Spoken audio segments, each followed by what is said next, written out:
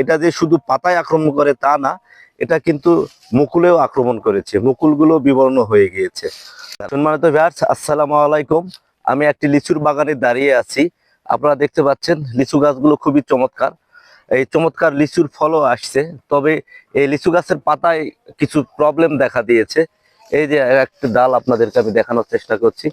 এই যে এই ডালটি লক্ষ্য করেন, ডালটির পাতাগুলো কোঁকড়ায় গিয়েছে এবং লাল রং ধারণ করেছে। এটি হলো আক্রমণের প্রথম পর্যায়। এবং আরেকটি ডাল যদি আপনাদেরকে লক্ষ্য করেন, এই যে দেখতে পাচ্ছেন, এটি হলো আক্রমণের চরম পর্যায়। আর পাশাপাশি এখানেও একটি ডাল রয়েছে, এই যে দেখতে পাচ্ছেন। পাতায় আক্রমণ করার ফলে পাতায় এভাবে কোঁকড়ায় গিয়ে এবং লালচে কালার ধারণ করেছে। এবং এটা যে শুধু পাতায় আক্রমণ করে তা না, এটা কিন্তু মুকুলেও আক্রমণ করেছে, মুকুলগুলো বিবর্ণ হয়ে গিয়েছে। তো এটি আসলে লিচুর মাইট বা মাকড় বলা হয়। তো মাকড় এবং পোকা দুটো কিন্তু দুইটা বিষয়। এই লিচুর মাইট খালি চোখে আসলে একে দেখা খুবই কষ্টকর, সহজে একে দেখতেই পাবেন না। এই মাইটের যখন আক্রমণ হবে তখন এই গাছের পাতাগুলো কোঁকড়ায় যাবে এবং লালচে আকার ধারণ করবে। তো এই মাইটের আক্রমণ যদি আপনাদের কাছে হয়ে থাকে, লিচু গাছে অধিকাংশ গাছেই এই মাইটের আক্রমণ দেখা যায়। এই মাইটকে নিধন করতে গেলে আপনাদেরকে অবশ্যই এবামেকটিন গ্রুপের মাকড়নাশক স্প্রে করতে হবে।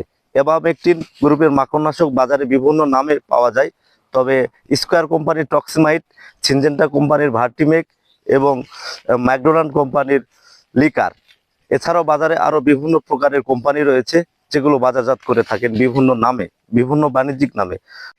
তো আপনাদের লিচু গাছে যদি এই মাকড়ের আক্রমণ হয়ে থাকে, পাতাগুলো যদি এভাবে লালচে হয়ে যায় এবং কোঁকড়ায় যায়, তাহলে বুঝবেন যে এটি মাকড়ের আক্রমণ। আর মাকড়ের আক্রমণ হলেই 1.8 এবামেকটিন মাকড়নাশক আপনারা প্রতি লিটার পানিতে 1 মিলি হারে মিশিয়ে প্রথম স্প্রে করবেন এবং তার 10 দিন পরে দ্বিতীয় স্প্রে করবেন। তাহলে এই সমস্যা থেকে আপনারা রক্ষা পাবেন। এবং এই মাকড়ের আক্রমণ অত্যাধিক হলে গাছে ফুল ফল এবং গাছের স্বাস্থ্য নষ্ট হয়ে যাবে এবং গাছের ফুল ফল ধারণ ক্ষমতা অনেকাংশে কমে যাবে। এবং এটির আক্রমণ প্রধানত নতুন কুশি পাতা যখন বের হয় পরেই শুরু হয়।